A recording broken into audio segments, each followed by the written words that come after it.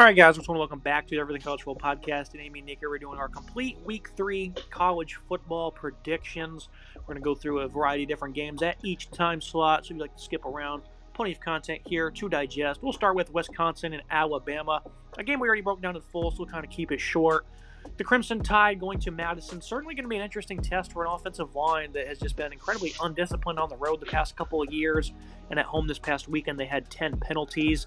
Missing Caden Proctor certainly has not been great for them at left tackle. Doesn't appear he'll be playing in this game, but hopefully, last week's rotation can certainly, or starting lineup that is, be in better standing. The biggest thing for Bama's defense is they had some issues with Byron Brown. He ran 23 times. Tyler Van Dyke, he's not mobile at all. So I certainly think it's going to be much easier for them to, generate pressure, generate negative plays on this Wisconsin offense that does have a very good offensive line, has some nice pass catchers as well. And Van Dyke is a veteran at the end of the day. I'm just not that confident in his talents. I think it's going to be very hard for the Badgers to move the ball against a very good defense. They'll be without linebacker Justin Jefferson in the first half. This is a phenomenally stout front seven. The secondary's full of young guys that could potentially get beat downfield. So that's certainly something you want to keep an eye on. Jalen Milroe, protecting the football. I think it's going to be very easy for him. Hasn't done that much this year at all compared to last year. He's significantly improved in that category. The Bama run game got going with Jam Miller at the lead of that in the fourth quarter against USF. And, of course, Ryan Williams leads a stout trio of pass catchers that really starting to separate themselves from the pack. Alabama 28-13 for me, which is, 15-point spread. That would be a push. I know, kind of an interesting pick from me, but that's just the score I came up with that seems realistic. I don't think Wisconsin's going to be able to score 2 touchdowns in this one. Bama's not going to be flawless, leading to Wisconsin being able to get in the field goal range a couple of times, leading to a couple of those to get 13 points. And then Bama, I think they'll play more mistake-free football here in this one in Madison, Nick. Crazy to say that because, again, they've been awful on the road as of late. But I think this is going to be a pretty sound game for them. I don't think they're going to take this one lightly, and I think they'll play pretty well, and they'll get out of Madison with an easy victory.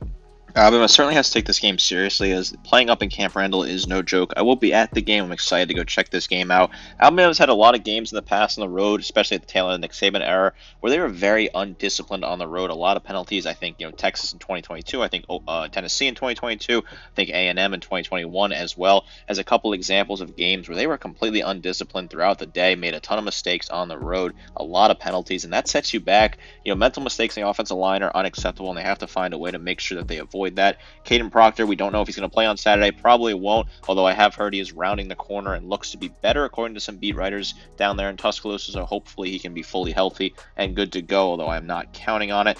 Wilkin Formby was horrible for this offensive line. He had a tough day, continuously holding players over and over again. False starts from him. Just a complete mess across the board, while some other pieces in the offensive line did not look great. Jalen Milroe, I think you got to use his legs a lot more here. That's his best asset right now, is he's an incredibly mobile runner, really solid on the ground. I think he can really do well against this Wisconsin defense, running the ball with Jalen Milroe. We saw Justice Haynes and Jam Miller have some success running the ball at the end of the game against USF. They weren't having much success early on at all, as Alabama really couldn't run the ball in the first half of that contest. Looking to see a big game at Jeremy Bernard, who's gotten a lot of targets so far, is a key player for this offense. DJ Dupree, a more natural tight end, want to see him get some targets as well in this game. I like to see what this Alabama offense can do here against this Wisconsin defense that has shown to be a strong unit so far, although they've played 2 lesser opponents in a team from the MAC and a team from the FCS. Very interesting battle non-conference matchup up there in Madison. Certainly looking forward to being there in the stadium and watching this one unfold. Also, another game going down non-conference down in Tallahassee. I figured Florida State wouldn't be that good this year. I was one of the only people that actually said that. Everyone was just automatically locking them for the playoffs, which I thought was incredibly foolish. I thought DJ Uiagalelei would cost them in games, and I thought this run defense would take a step back. But I didn't think that those two things would be as bad as they've been. DJ's just been horrendous. The run defense has given up 226 yards per game on average. Patrick Payton's been incredibly quiet. Darrell Jackson, Joshua Farmer, a very capable defensive line, has been flat out awful. And again, I thought they would regress a little bit, Nick, but I didn't think they would be this bad. And this is a game here you got to get right. You have a bye week. You're coming home against the AAC team. You should be able to beat them. But obviously, you're going up against an offense as 6.5-point favorites that is certainly capable of doing what the other opponents have done. Mario Anderson has been a phenomenal back so far. Seth Hennigan is a veteran quarterback who's been really good early on in the year. Rock Taylor is one of the nation's more underrated wide receivers. He can certainly burn you, even though the secondary led by Fentrell Cypress and Shaheem Brown has been good so far. Florida State's got to get it right, Nick, and this is a defense they're facing that's really not all that great. They gave up, almost 29 points per game last season. You should be able to move the ball on them, especially on the ground. They just have not been able to move the ball on anybody. Again, Uiagalelei, 58% comp rate, has 1 touchdown, 1 pick, misses a lot of throws he shouldn't. The inconsistency has been ridiculous. And with a veteran offensive line, Florida State's putting up 119 rushing through 2 games. And I felt like this running back room wasn't all that talented. And I had a Florida State fan even say they're just as good as Georgia. That's hilarious. I think Jalen Lucas is a good player. Roydell Williams, not much there. Lawrence Tafali only gets a couple touches per game. Occasionally makes an impact. The running back room is not that good, Nick. Even with this O-line, they cannot produce. They got to get right here. I'm going to take one more stab at them. I think they're going to cover in this game. If they don't, man, it's going to be tough. If they don't cover, I think they just lose flat out. I don't think they're going to win this game by 3 points or any means. I think by 14 to 20 points, it's going to be able to take care of business. And I'm just assuming they'll have a bounce back after a bye week, Nick, because they're too good here, even against a really respectable Memphis offense. They should be able to show up here at home. Everything's gone wrong that possibly could have gone wrong for Florida State so far this season. Been a complete disaster in Tallahassee. I thought this team was going to be better than what you thought. I didn't think they were going to win the ACC, but I certainly thought they would find their way in the playoff. I thought they'd be able to figure it out. But at 0-2 through 3 weeks, their playoff hopes are basically done at this point in time. There's really no chance they're getting in unless they run the table, win the conference, which I don't think they have any real chance to do at this moment in time. They got to escape Memphis first here. This is a team from the group of 5. They're one of the best group of 5 teams over the past 10 years or so. They're really consistent. They put up strong performance. They dominated Troy last week. This is a really solid Memphis Tigers team coming to town, and obviously the line reflects that, being only about 6.5 point spread right now. I think Florida State does cover this game. I think they will be able to get some points on offense. The defense will get a big stop or two. DJ's not been good. He's been a complete disaster. Looked a complete shell of himself in that Boston College game. Really, it looked absolutely atrocious. And in the Georgia Tech game, it didn't look great outside the one drive where he marched him down the field to score in the 4th quarter. That was his really only shining moment in a Florida State uniform. Roydell Williams has not done enough, in my opinion. 15 carries, 48 yards, and 1 touchdown. Not good enough through 2 games. Atrocious numbers. This Florida State offense is not able to run the ball at all, and that's been a big issue. The defense has looked lax at times. They've really not been focused. They've been making mistakes. The offense from Memphis, on the other hand, they've been really solid so far. They scored 40 points against North Alabama in their first game, an FCS team, and 38 against Troy. They were winning that Troy game by a comfortable margin. They looked really, really strong in that game. This is a very interesting matchup here. Florida State flows 0-3. I mean, the sky has absolutely fallen to a new level in Tallahassee. You have to start asking some serious questions down there. I think they get the job done and beat Memphis here. I think the Memphis defense will give up a few big rushing yards. Roydell Williams will finally have a good game. Some of the other backs will have a decent day, and Florida State will escape this one. But boy, if they lose this game, it could be an absolute mess come Monday.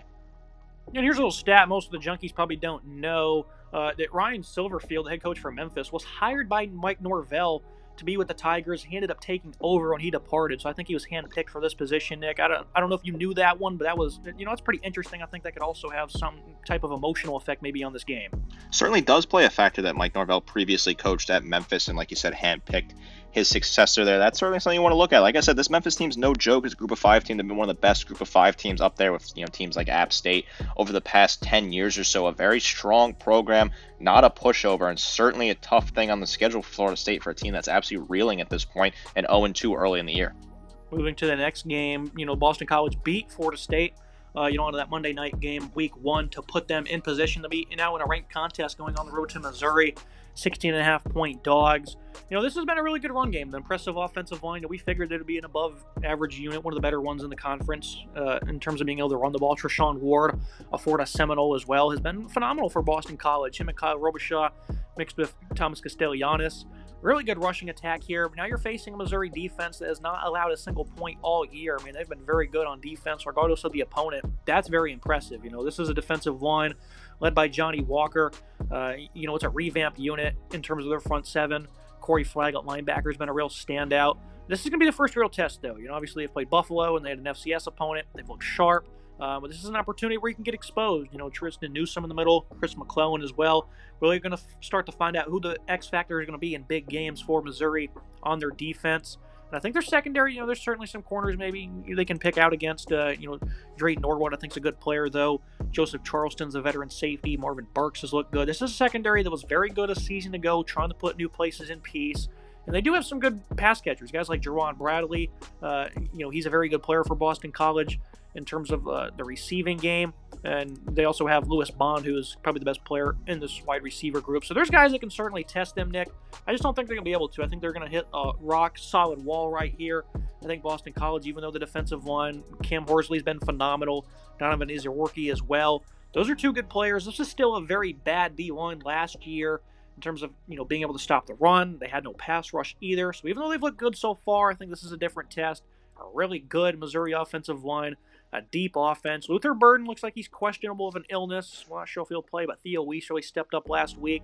I think they're pretty deep in that receiving room. And then Nate Noel, Marcus Carroll, Brady Cook is a veteran. I think they're just going to have a field day 45-17 for me. I don't think BC will be able to keep this one close. I think they won't be able to run the ball as efficiently, and I think their defense will be in for a bit of a regression after a strong start to the year.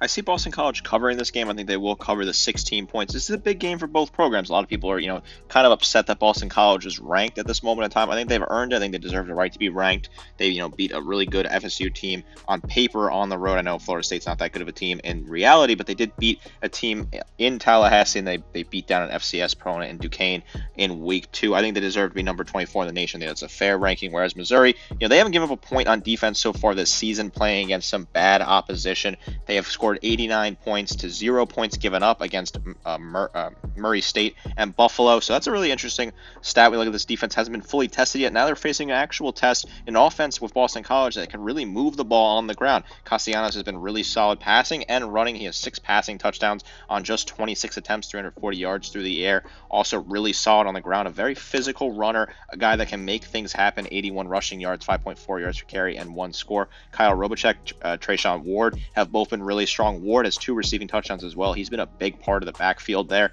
I'm really happy that he's continuing to figure it out up there in Boston. Trayshawn Ward's a really strong physical runner. Lewis Bond's been solid at receiver for this Boston College offense, who I think can really, step up and get some points early on in this game, try to take the crowd out of it down there in Como, where they're expecting this place to be rocking. This team is a top 10 team in the country for a reason. This Missouri Tigers offense is no joke, putting up, like I said, those 89 points early on in the season, been absolutely dominating their weak opposition. Nate Noel has looked really good plugging him in. We were wondering where the carries are going to come from. Noel's been the guy that's been able to do it so far this season with 23 carries for 121 yards, 5.3 yards per attempt, and 2 scores. Marcus Carroll's looked good. Brady Cook's looked very comfortable in the offense so far. Not a lot of mistakes from him. He has 1 pick, but outside of that, he's been solid, 71% completion percentage and 1 touchdown, although they have been running the ball a lot more. Luther Burden, haven't seen a whole lot of him. Obviously, he's battling a little bit of illness, has been a little bit weak, but when he's a bit weaker there, Theo Weiss has stepped up. He's got 16 receptions so far this season. Weiss has been really a big key part of this offense. I like Missouri to win this game, but I think Boston College will cover. I think the defenses here are both good units. Obviously, Boston College giving only 13 points throughout the season, while Missouri has given up 0. Both units are really solid. At the end of the day, I think Missouri has more than enough to get the job done, but I like the Eagles to cover, put up a strong fight from Bill O'Brien's company. This team's not going anywhere. BC, they're certainly heading in the right direction up there in Chestnut Hill. Hey, look at the last one here we're going to talk about on the noon slate. Game day's going to Columbia, South Carolina for the Gamecocks hosting LSU. 7-point favorites. They blew out Kentucky last week in Lexington. The offense has just not been great. They don't have much of a run game. Raheem Sanders, of course, is powerful, and they started to look better. I guess at the end of the game, they still didn't really play all that well. Lenora Sellers has been really anxious when it comes to throwing the ball. 55% comp rate, 2 touchdowns, a pick. He had a bad interception. He had some fumbles that weren't recovered by the opponent against Kentucky. I mean, they probably, they were able to get a lot of lucky breaks in that game because even after the pick, they held them to a field goal. So this passing attack in the run game, it just doesn't seem all that great. And the thing for South Carolina, though, is they have a great defense. And that's one thing we talked about in the preseason is how good they are. With guys like Debo Williams, Bam Martin-Scott in the middle, Nick Iwamori in the back end, Kyle Kennard transferring over. He's been splendid, 4.5 TFL already. High-end true freshman Dylan Stewart also has 2.5 TFL. These are 2 phenomenal edge rushers going against Emory Jones and Will Campbell. 2 phenomenal tackles, probably the best tackle duo in the country. I know this is going to be a trendy upset pick, and I think this is a very good defense, and I think the secondary can compete with Garrett Nussmeier in these receivers. I think LSU, they're going to have just too much offense. I think there'll be too many clean pockets, even though the pass rush is capable, and it's certainly going to speed up the clock for Nussmeier. I think the playmaking for LSU will be too much. They look good with 6 touchdowns through the air against Nichols. Kyron Lacey, of course, has been phenomenal to start the year. Aaron Anderson, Mason Taylor, they have a well-defined trio right now. Pass catcher. The The run game's kind of concerning, but I think this is going to be more of a one-dimensional unit all year long, Nick, and that's fine. LSU has no problem throwing the football and winning it through the air, I don't think. They let the USC game get away from them. They're playing another USC team here, Nick. I don't think they're going to lose this one. I think they'll win by 10. I think their defense, though, is certainly questionable. But against this opponent, I don't think they'll be exposed that too much. And I still think, a Savion Jones, Braden Swinson-led defensive line. These guys are going to be able to feast often.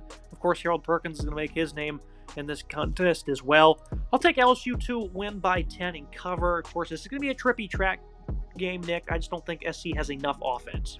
I'm going to take the trendy pick here. Game days in town. That crowd's going to be absolutely rocking. That stadium's going to be rocking. We've seen South Carolina, play up to the big moments in the past and upset big opponents at home. That stadium's tough to play in when those fans are fully rowdy. When you have game day in town and you transition right into kickoff, things bode well, in my opinion. I think USC has a lot of energy here, and a lot of it is because I think the defense is going to be really strong in this game. I've been really happy with the defense so far, but very impressed. Dylan Stewart, as a true freshman, is absolutely dominant so far with his 6 total tackles, 2.5 tackles for loss, 2.5 sacks. Kyle Kennard has looked really good, 5 total tackles, 4.5 tackles for loss, 3.5 sacks. Great numbers there. Debo Williams, 13 total tackles, 2 tackles for loss. Really solid numbers. Bam Martin Scott's look really good as well. This defense is firing on all cylinders. The offense does worry me, but I saw Rocket Raheem Sanders get a little bit better throughout the game against Kentucky and was able to pick up some more yards. His yards per attempt at 3.8 is not good, but I think if you give him more attempts as the season goes on, he'll develop into a better running back and really find some ways to get the job done. Lenore Sellers does concern me as a passer. I've really not seen enough out of him at all. He's looked jumpy, shaky, not great. A bit of the yips for him so far, but I think he'll figure out as well, maybe not in this game, but I like this to be a more of a defensive affair with USC getting the job done thanks to their strong defense. I do think LSU has a good offense, but we saw them stall out on drive. We saw them stall out on 4th down against the other USC on week 1, so certainly has a recipe for that. Nussmeier has been really great so far, right? 75% comp rate, 8 touchdowns, 610 yards passing. He's been really solid so far this season, as you expected, but it looks like it's just been him on the offense. He's not been getting a whole lot of help, and he's not been getting help from his defense either at times. It has looked weak in the contest against USC, has made some mistakes. Major Burns, Harold Perkins, both have 12 total tackles. I want to see a bit more out of them. Greg Penn as well. Need to see more out of him. Need to see some pass rush here for this LSU Tigers defense. Savion Jones has 2 sacks, but outside of that, they have no sacks other than the sacks from him. Need to see a lot more out of this LSU defense as the season goes on. I'm going to take the trendy pick. I'm going to go for it. I'm going to gamble with it. I'm going to take USC in what should be a really exciting game to round off that noon slate. And moving to the 3:30 slate, speaking of trendy picks, Purdue is going to be that one as Notre Dame comes to town. Everything changed last week when Northern Illinois walked into South Bend as near 30-point underdogs and beat the Irish outright. Now it's not cool anymore to pick Purdue, even though I think they probably will cover in this game. The line went from like 13.5 down to 10 this week. A lot of action on the Boilermakers, and for good reason. I mean, this was a flat-out embarrassing offensive performance with 286 total yards. I'm not shocked that the offense for, Notre Dame's struggling, but, I mean, against that opponent, it's pretty ridiculous. Riley Leonard doesn't have a passing touchdown yet this season. I mean, they still have talented guys, though. Bo Collins, Jaden Greathouse, Chris Mitchell. I mean, this passing attack is kind of in flux right now, and it shouldn't be. I think the run game will get back on track this week. Jeremiah Love, Jadarian Price, and of course Leonard's an asset with his legs. Hard to get a read on Purdue. They won 49-0 against Indiana State in their opener. A lot of yards. Hudson Card completed 96%, almost 300 yards and 4 touchdowns. This is an offense that certainly has a lot of variety. Of course, Devin Maccabee at running back is great. This defense last year, though, wasn't all that great, and we certainly don't know what they're going to do in this contest. Well, Helt was a phenomenal player in the opener. Crichton Jenkins is an elite linebacker for them. Jeffrey Maba, he was able to get on the field and had 6 tackles. So some of the transfers they picked up have proven to be important players. I just think that Notre Dame, they're going to play good defense. They're going to get back on track. This is still a very stout unit. They didn't lose because of their defense. They lost because the offense was incredibly awful. Even though they gave up 388 total yards, they did allow a couple of big plays. It's going to happen from time to time, right? I think overall the defense still played a pretty sound game. I think they're going to bounce back here. Guys like Riley Mills, Howard Crossing on the interior are too good. The linebacking group has a lot of speed, led by Jack Kaiser. Elite players in the secondary, Xavier Watts, Benjamin Morrison. I think they're going to go back to playing good football on both sides. But one thing we talked about, Nick, with Marcus Freeman is we thought in his first year, remember he played a lot of close games. We said that this season in 2024, they will likely get away from that stigma and they'll not play down to their competition. That didn't happen one bit last week. They lost, and they might be out of the playoffs, Nick. So that's why I think Purdue can cover in this game. I'm going to go ahead and go with the Irish to be able to win this one by 13 points, but man, that's just a disappointing look, and it makes us look bad because we thought that they could change the narrative around this program. Didn't happen. Certainly a wrong read on Notre Dame by thinking they would have turned their corner. Losing to NIU at home is a pretty bad loss. 20.5-point favorites in that game. A complete disaster. In a game that could have potentially played them out of the playoff. Like you said, some people in the media were saying that Notre Dame can't get in the playoff following a loss to NIU, a really bad loss. What do you think of it? Marcus Freeman's had some bad losses so far in his tenure. Lost to Marshall a couple of years ago. Things are not great in terms of some of the bad losses for him. Got to sort of question some of his game management in some of those games where it's not going your way. The best teams, they may struggle, they may punch or get punched by the guys that are below them, the smaller guys, but they find a way to win and get the job done. Alabama does that a lot. Some other programs do that. Texas messes around sometimes in the past to these smaller competitions, Georgia as well, and they find a way to get the job done. They win those games. Notre Dame has been losing those games when they're playing inferior competition. They're not able to escape and pull off a late win, and that's been a big problem. This is a team that I think will bounce back here heading to West Lafayette. Definitely not an easy place to travel. We've seen some great teams in the past lose in West Lafayette and be knocked out of the playoff entirely. Riley Leonard, he needs to look a little bit more comfortable. No passing touchdowns, 2 picks so far this season, 61% comp rate, 321 yards. Not been super happy with his play so far. I really thought he was going to be really good in this offense. Not been great through the air. He's been better on the ground, 79 rushing yards and a touchdown. Jeremiah Love, he was really solid for this team, 170 yards rushing, 6.8 yards per carry, and 2 scores, while Jadarian Price also has a score. Expect them to run the ball a lot in this game as well. We don't have a full read on the offense for Purdue. They only played Indiana State, beat them by a lot. Hudson Card looked good in that game, but again, it's Indiana State, so it's not really something you could take a whole lot of stock into, although I do think Card's a pretty decent quarterback. The crowd will be really loud in West Lafayette, and this certainly could be a game that's close early on, but I think that Notre Dame will pull away and cover this one at the end. The defense will get a bunch of clutch stops and get the job done. So the offense may not put up a lot of points, but I think it will be enough to cover the 10 points and get the job done, reset, and figure out what Notre Dame has to do to go out and make the playoff at this point in time. If they run the table, maybe they can make the playoff with one loss. I don't know. It depends on how NIU does the rest of the season. They are ranked currently, so if they can stay in the top 25, maybe that loss won't look too bad, despite the fact that it was a 28.5-point favorites and they lost at home. Certainly tough to come back from. Notre Dame's got to bounce back here. They got to win this game. They got to cover the 10 points, in my opinion. And over on ESPN, Tulane will be taking on Oklahoma, 13.5-point dogs. This Green Wave team, I picked them to represent the G5 and the CFP. Picked them to cover last week, and they probably should have won the game. A bogus offensive PI called back a touchdown with like 20 seconds to go that probably would have sent the game to overtime. For Tulane, Darian Mensah, he beat out 2 pretty good players to be the starting quarterback as redshirt freshman. This guy's been sensational so far, 71% comp rate, had 342 and 2 scores last week. Did have an interception, did have a bad fumble that was recovered for a score.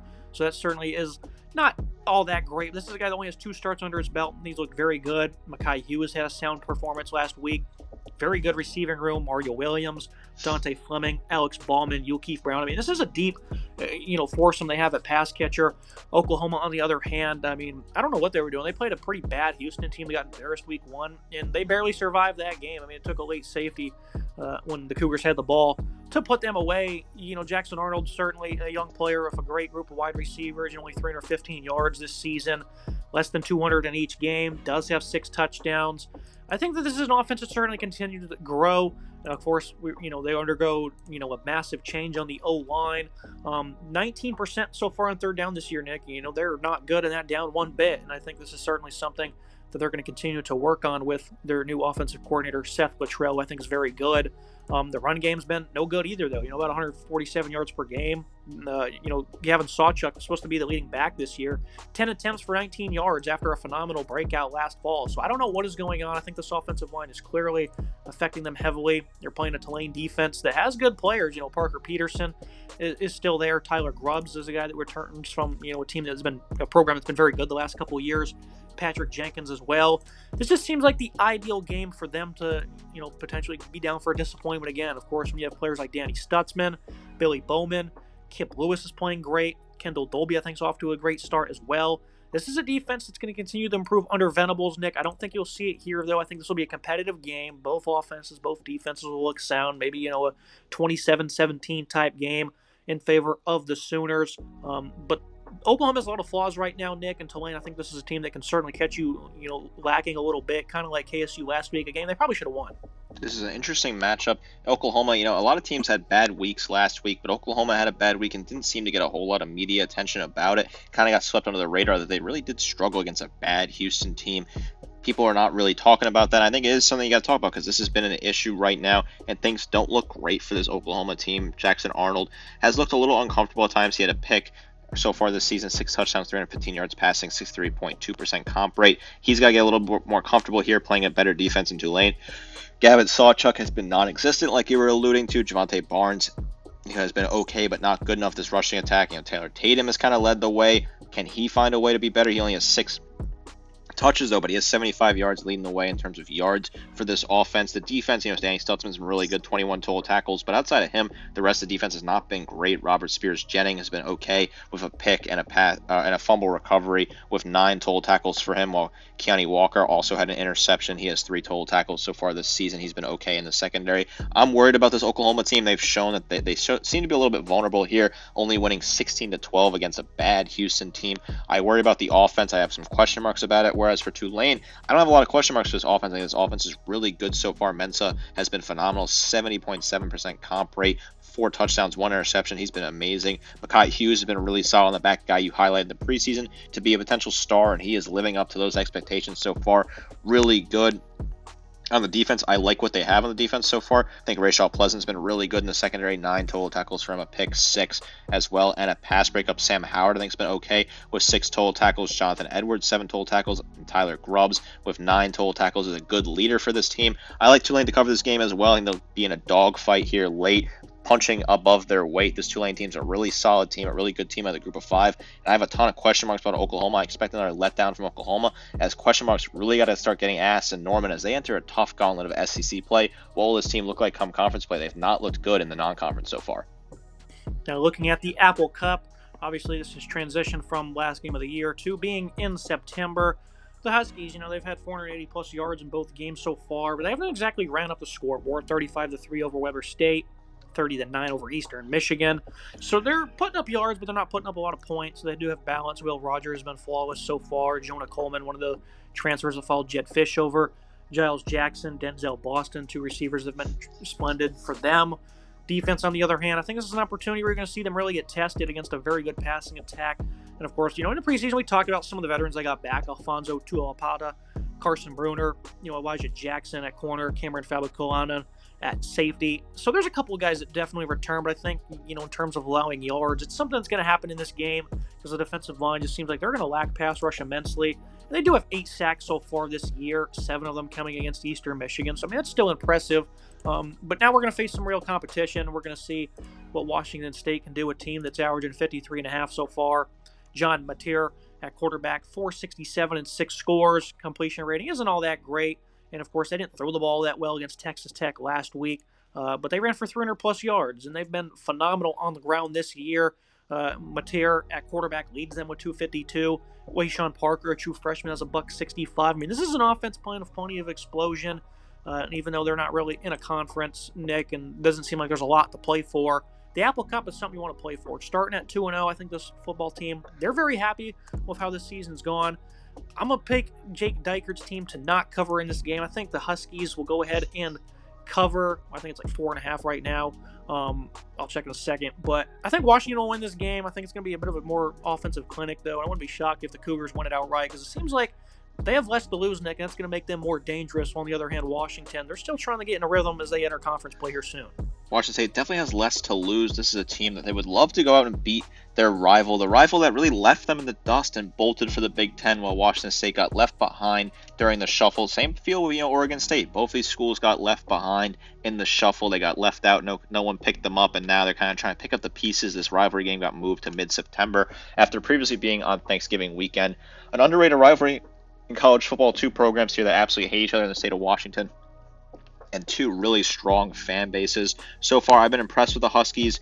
I know they haven't run the score up like you were saying, but they are still really solid, only giving up 12 points total as a team. Solid numbers against 2 bad teams, whereas Washington State, they beat Texas Tech, which is a really solid win for this team. for them. They beat a team in the Big 12 that some people were high on coming into this season. I think the offense has been really good for Washington State. They put up 70 points against Portland State, 37 against Texas Tech. I think the quarterback play has been really solid so far this season. I think they've been able to put up a nice amount of yards. Whereas for Washington, I think Will Rogers has plugged in the system perfectly. He's looked really good and comfortable. A guy that we knew was a solid passer coming from the SEC. He's looked like the transition's been flawless. I really like what they've been able to do on the ground so far. 3 rushing touchdowns for Coleman is really solid performance. Jonah Coleman, that is.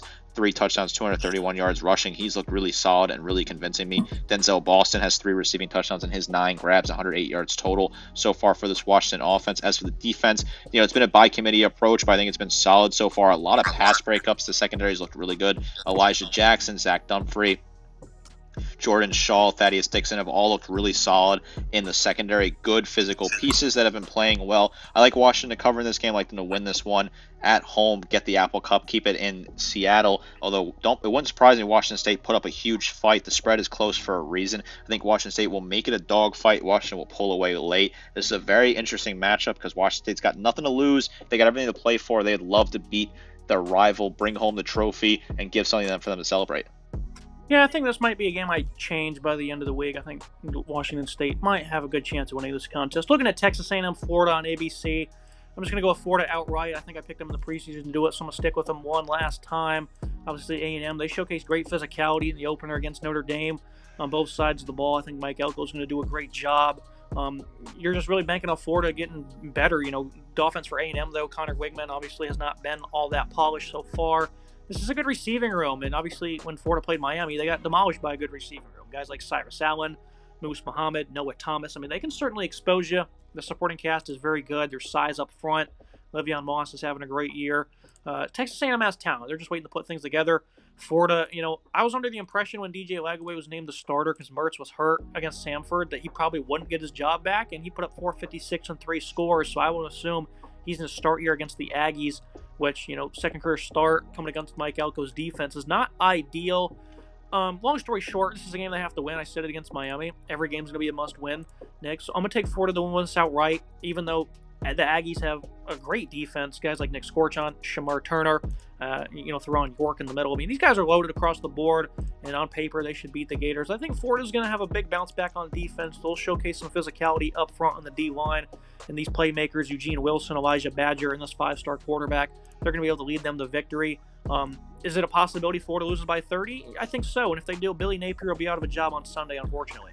Every game's a must-win in September is a crazy thing to say, but yet somehow that's how you perfectly describe the situation Florida finds them in right now. They got to win every single game they can. They got to put up points. They got to look dominant because if they don't, Billy Napier is going to be out of a job. I think they got to stick with DJ Langway. I think they have to play him at this moment in time. He looked phenomenal. I know it was Samford, but he looked really good in that game. 67% comp rate, 487 yards passing, 3 touchdowns and a pick. He's been really solid. Obviously a highly rated quarterback. A lot of fans on Twitter want him to stay as a starter. I think it makes a lot of sense. Montrell Johnson has looked good so far this season, 173 yards rushing, 6.7 yards per carry, and 3 scores for him, a guy that I've been waiting to be a really dominant piece in this offense. I think he continues to do so. I like Florida to win this game as well. The Swamp's a really tough place to play. I know we keep saying that, but I think that this offense with Langway has a bit of a new juice to it, new jolt to it. I like them to have a strong day, even though this Texas A&M defense is a phenomenal unit, and Mike Elko's team got their first win under his era.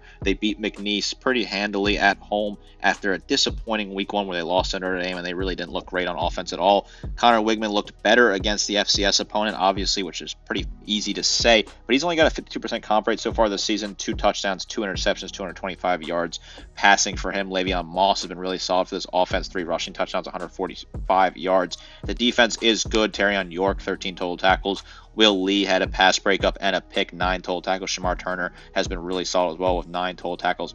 Marcus Ratcliffe has been good as well in the secondary, 1 pick, 3 total tackles for him. I like this to be a close game, but I think Florida will get the job done. I think a 28-24, something like that. I like Florida to win this one outright at home. Raucous crowd behind them, playing a weaker team than Miami. I think they get the job done. Billy Napier's got to figure this out because if they lose this game by a lot, like you alluded to, if they lose this game by a lot, he'll be certainly out of a job come Sunday morning. This fan base is absolutely foaming at the mouth to fire him. If they win, it might cool that seat just a little bit. Maybe we'll get him to November. Now looking at the nightcap, we're going to start with Georgia going on the road to Kentucky. The Wildcats put up one of the worst performances I've ever seen by a football team against South Carolina. Every way imaginable, it was awful. The offense could not do anything. The O-line was flat out abysmal. The defense played a very good game, though. They sent a lot of blitzes, especially with their DBs, something they don't typically do, and they were successful doing so. Zion Childress had 3 TFLs in that one. I think it's something that they might look, under Brad White to continue this week. This is a very good defense. J.J. Weaver, Derek Jackson's a great linebacker, Khalil Saunders, Jamon Dumas-Johnson playing his former team. Of course, Deion Walker is a complete stud in the middle. The guy's an animal. You talk about a guy facing his former team. Brock Vandagriff had 3 of 10, 30 yards and a pick against South Carolina. It wasn't all of his fault, Nick. They just could not do anything. The protection was horrendous. Of course, South Carolina does have a good defense, but Georgia has a nasty D-line. Michael Williams, guys like Christian Miller, Warren Brinson. I mean, they're phenomenal up front as it gets. It's going to be hard to crack this defense. Mark Stoops is a great head coach, though. I think he's going to get back on track. This is a game a couple years ago where they played them at home, and the defense, again, played a great contest. The offense couldn't do much. So I think they can keep it close. 24-point line because the Wildcats were that bad. At one point in the third quarter, it was still a ball game. They had 3 straight plays of 8+ yards, all called back on penalties. I mean, I couldn't believe what I was seeing from UK. Stoops, though, I like him to get back on track this week. I don't know how they'll find offense. Got to feed Marion Brown the ball, though. Dane Key, very good receiver as well. Jamori Macklin. I mean, they have playmakers here, and the run game at times wasn't all that bad in this game against SC. So 24-10, 27-10 type of game. I think Georgia will have no issues here. College football's strange, so Kentucky, I could see them making this a close game for 4 quarters, Nick. But I'll go with that score. I'll pick them to cover. Stoops is just too good, and this roster is too talented to be this awful. Earlier this week, you posted on Instagram, sort of opinions and comments on some teams after week 2, and someone in the comments said, why no comment on Georgia? You said there was nothing to say. They've done their job. They've gone out and absolutely looked dominant like we expected them to. That's really what the story is of Georgia. They looked exactly what they thought they were going to look like, absolutely beating down Tennessee Tech after beating down on Clemson in week 1. They've given up 6 total points so far this season on defense, which is the same number of points that Kentucky scored against South Carolina last week. This Georgia defense has been phenomenal. They've been absolutely dominant, as we expected them to be, by committee approach, which we sort of expected. Samel Mundon's been really good. CJ Allen, Jalen Walker have all been phenomenal, whereas the offense for Georgia has been really good. Nate Frazier's been really good. Branson Robinson's looked good.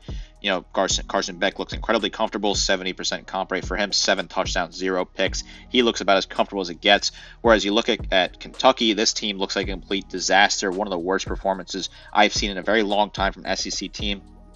Given that situation, Vandagriff, I thought he was going to be a big change for this offense. Was going to be a key piece to lead them to greener pastures, and he was an absolute disaster. And it's not his fault because the offensive line was basically an open turnstile. People were just running through constantly, giving him pressure after pressure, and he could not do anything. Hard to blame the guy when he's getting knocked down over and over again. You'd hope Vandagriff could come back stronger here, but playing this tough defense, his former team, I don't think it looks very good. I worry about this offense. I worry about them even being able to run the ball in this game. They had some success in their week 1 win against Southern Miss doing that. Would like to hope to see that if you're a Kentucky fan. I don't have high hopes for this game. I think Georgia absolutely blows them out. I think they cover the spread with ease. I know it's 24 points, and that's a lot of points to lay in the SEC, but I think this Kentucky team, maybe we read this team wrong. They were a complete disaster. It's hard. I don't want to overreact, but they looked absolutely downright atrocious. I think they can get blown out. This one could get ugly very fast. Expect Georgia to run away and put up a ton of points in this one. I remember last year they played Auburn, Georgia the week prior, and they hosted Kentucky, and the line was kind of close, and I was like, this seems like a great bounce-back opportunity for the Bulldogs, and what do you know, they won by like 35, 40 points or whatever, and that's kind of what we're seeing here, a big bounce-back opportunity for the Wildcats, so I think they're going to keep it closer than people think. Looking at NBC, Indiana going on the road, UCLA, maybe a little bias here because I have an under on UCLA, betting purposes for win totals this year.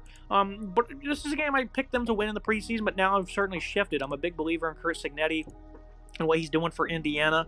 I've been a big fan of this team coming into the year because I thought Curtis Rourke as a veteran could really uplift this unit. It's very deep at running back. They have 3 guys with already over 100 yards. Elijah Surratt, Miles Price, really good wide receivers.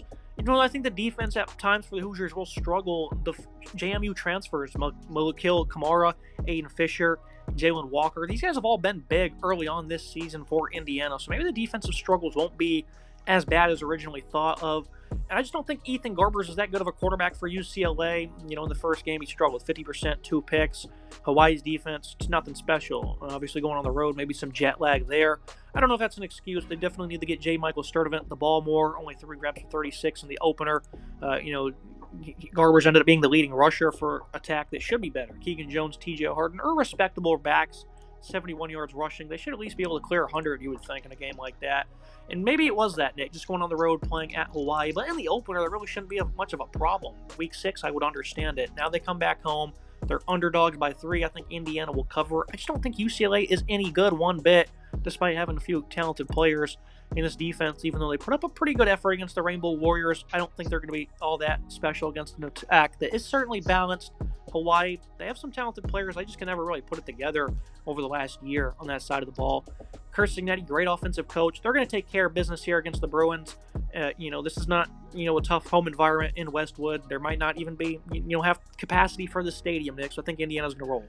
I think this is an opportunity for Indiana to get a big win in conference early on. I like what Curt Cignetti's doing so far. This team's 2-0. They put up a record 77 points against their weak opponent in week 2 on the weeknight game. They also look decent against FIU, winning 31-7. I really like what this offense has been able to do. I think Cignetti's putting together a really solid offense. Curtis Rourke has looked phenomenal so far. 73% comp rate, 448 yards passing, 3 touchdowns. The rushing attack has been really good. Elijah Green's been great on the ground. 113 rushing yards, 11.3 yards per carry, 2 scores for him. Justice Ellison as well, 185 yards rushing, 9.7, and 2 scores for him. Tyshawn Lawton's looked really good as well, 116, 5.3 yards per carry, and 3 scores. So it's been a by-committee approach. They've been getting the job done. Curtis Rourke also has a rushing touchdown. I like the receiving room so far. Zach Horton, Omar Cooper have both looked really solid. Elijah Starrett as well has been good. This defense has been strong. Aiden Fisher, 21 total tackles already so far, 2.5 tackles for loss plus a sack. Jalen Walker, 11 total tackles. Sean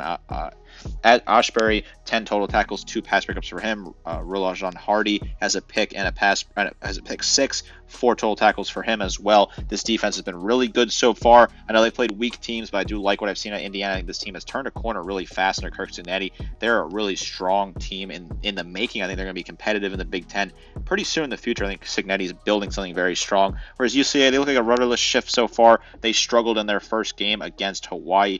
Yes, I know it's tough, even from the West Coast, making the trip out to Hawaii, but they did not look good. Ethan Garbers had a pretty bad day, in my opinion. 50% comp rate, 272 yards passing, 1 touchdown, 2 picks against the Rainbows Warriors team. That's really not that great in general. Rico Flores Jr. is a big difference maker at wide receiver. Expect him to get some targets here, but I like Indiana to win this game. I like them to cover as well. This could be a big win for the Hoosiers. They go to 3-0 early on. Pretty solid mood throughout September out there in Bloomington. I like what they're building, and I like them to win this game. Now looking at an underrated contest on CBS at 7:30. Colorado going on the road to play the Rams, a game that was interesting last year because game day was in town.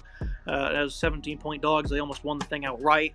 Critical moment for this program. You're starting to see people who don't typically talk about Colorado talking about them. I've seen Reese Davis make some comments about maybe this program not going in the greatest direction. This is a very tough time for them after the loss to Nebraska. Shedeur Sanders obviously hitting the showers early, not being very supportive of his teammates. That's what really is going to be answered here. I think he'll have no problem with his receivers against the secondary. Jimmy Horn, Travis Hunter, Shepard, and Wester. These guys are phenomenal, right? They should be able to throw the ball with ease. But how will the other players react? Dallin Hayden will be out, so it's going to be up to, Charlie Orfendal at running back and some other guys. His offensive line, how are they going to react? The defense, what's their confidence level at? Is they're, dead last in FBS right now in opponent completion rating allowed. Torrey Horton might not play in this game. He's questionable right now. It's certainly a massive loss. Braden Fowler, Nicolzi, though, a quarterback that is going to throw it a lot, 40, 50 times in this one. He'll be up to guys like Caleb Goody, Vince Brown, Jamari Pearson to step up. Colorado State also has a nice rushing attack led by Justin Marshall against the Colorado defensive line that has certainly improved up to this point. Guys like BJ Green, Chidozie Nwankwo showcasing big improvements there. This seems like a game that Colorado will lose, Nick. I don't think they're going to. I think CSU will cover. I picked them 38-34 in favor of the Buffaloes. Like Reese Davis said, Nick, very critical moment for this program, and I'm very interested to see how the rest of the team plays outside of the wide receivers regarding some of Shedeur's actions this past weekend. This is an extremely critical juncture for Colorado. It's been a complete circus act so far, as I expected them to be. Shedeur leaving and going to the locker room before the game was done was an embarrassing thing. NFL GM's got to be looking at that and saying, we can't really touch this guy with bad character issues. He's got all the talent in the world, but the character certainly concerns me. Leaving your teammates early, even without an injury, to go to the locker room in a game you're losing by 18 on the road is an embarrassing look no matter how you slice it. Colorado State, we haven't seen enough out of them, in my opinion, to really get a good read. They got blown out by Texas week 1 and then beat down on a bad FCS team in week 2. They were keeping this game close last year. They put up a good fight. Now it's on their home turf, certainly giving them a little bit of juice. I like Colorado to win this one. I think they're going to fight through it and win by about 10 points, barely covering the spread, which is about 7 points, depending on what book you look at. I like them to be able to be productive on offense. I think the pass rush will have some success against the Colorado State offensive line, as we have seen them have success against NDSU, a game they won earlier in the season. If they lose this game, that's an absolute complete sky-falling moment up there in Boulder if they win, because the schedule is not very easy for Colorado coming forward. They got a lot of tough games ahead of them. I think they're going to win this one, keep the noise a little quiet for now before they get in the conference play where things get really tough for this Colorado team. They lose this game, though. Wow, come Monday, all of the ESPN's going to have a different spin on Colorado for the first time in a while, because this could be really ugly if they fall to 1-2 in September. Going to the final game on the list, UCF TCU. Interesting conference matchup that is here. UCF covering, that's going to be the pick for me. I think, what is it, -3, 2.5, something like that. The passing attack hasn't been as great. They're only averaging about 14.5 attempts per game right now. Jefferson's averaging over 11.5 per attempt. Kobe Hudson, is a great receiver for them. Xavier Townsend has not been involved, though. Randy Pittman, the tight end, is the second leading pass catcher. So they have some talent. They're not really getting involved. It's all about the run game, though. Jefferson, of course, hasn't really showcased much of his legs. It's been the R.J. Harvey and Penny Boone show, kind of what we expected, right? They're averaging 419 yards per game on the ground with 11 touchdowns rushing. Nick, Gus Malzahn's not holding anything back. Won't be as easy against TCU. This is a team that is not going to be all that great against the run. So far, they've done a good job against, pretty weak opponents. Devon Deal, Cooper McDonald, some of those ads in the portal, I think, are good for them. Caleb Williams-Orr as well, alongside Namandi Obazar, who's a leading linebacker for them. So they have some good players on defense, but I think overall, when you still have a guy like Johnny Hodges on the field, running right at a guy like him, certainly going to be easy. So I think that even though the TCU offense is a complex one, Josh Hoover, very good quarterback, like what he can do. Savion Williams at wide receiver, very good player. Jack Beach has been a pleasant surprise early on. And then rounding out that trio is J.P. Richardson. They're good at receiver, right? Cam Cook is a running back I think we like as well. But their running game has not been that good. They didn't do much against LIU. Stanford, they only had 104 yards. This is a transfer-loaded offensive line. And for UCF, it's a pretty good D-line for them. DeLon Dotson's been great. Najee Kelly, the transfer, has been outstanding. Jamal Johnson, Lee Hunter. This is a good D-line. I think they'll do enough to make TCU one-dimensional. Obviously, this run game is probably going to have a big day, so I'll take TCU the cover. What do you think of that, Nick? 419 yards a game, 11 touchdowns through 2 weeks.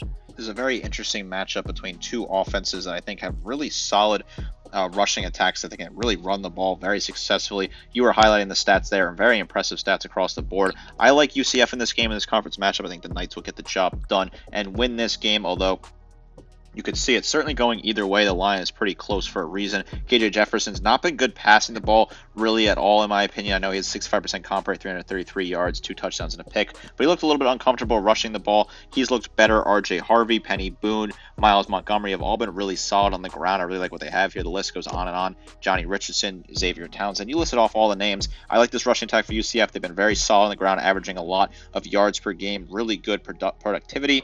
TCU, they did beat Stanford on the road. That's that was a bit of a tougher game than I think people realize, playing out west late night on the early part of the season on that Friday night. They did win that game. I like what TCU has. I think some of their players are solid. I think Cook is a really good back. I like him a lot with the 4 rushing touchdowns so far this season. I just think UCF has enough juice to get the job done and win this conference game. A very intriguing matchup in the Big 12. I think UCF could certainly be big players in this conference this year. Get off to a good start, get a conference win under your belt for Gus Malzahn and company, and continue to build things down in Orlando. I really like the direction the UCF Knights are going. That's going to be it for today's episode. As always, Nick, appreciate you joining me. Of course, a longer episode breaking all these games down. Face value, it's a bit of a weaker slate, but I think we picked some really good games. There's going to be good contests here, ones that are highly important for the CFP race. There's never a week off in college football, regardless of what, even if there's numbers missing next to a team's name, and there's not ranked matchups and whatnot. There's still a lot of important games. A lot of stuff's going to be sorted out here. I'm excited for week 3. A very intriguing slate, in my opinion. A lot of good games, some ranked versus ranked matchups, some solid stuff on the weeknights that we've covered in previous episodes, some other stuff on this full slate. I like what the slate has to offer. I think it's a solid slate. I'm excited to get up to Madison and see Alabama, Wisconsin firsthand in person. I'm excited to get out after the game and watch some of the other games on the later part of the slate. Of course, Colorado is always must-watch television. Keeping my eye on Oklahoma as well, hoping they find a way to bounce back because they disappoint. Certainly want to start having a talk about that. And of course, Florida State, if they lose, fall 0-3, wow, the sky has completely fallen in Tallahassee. Really interesting slate ahead of us for week 3. For today's episode, make sure to like, comment, subscribe. See you next time.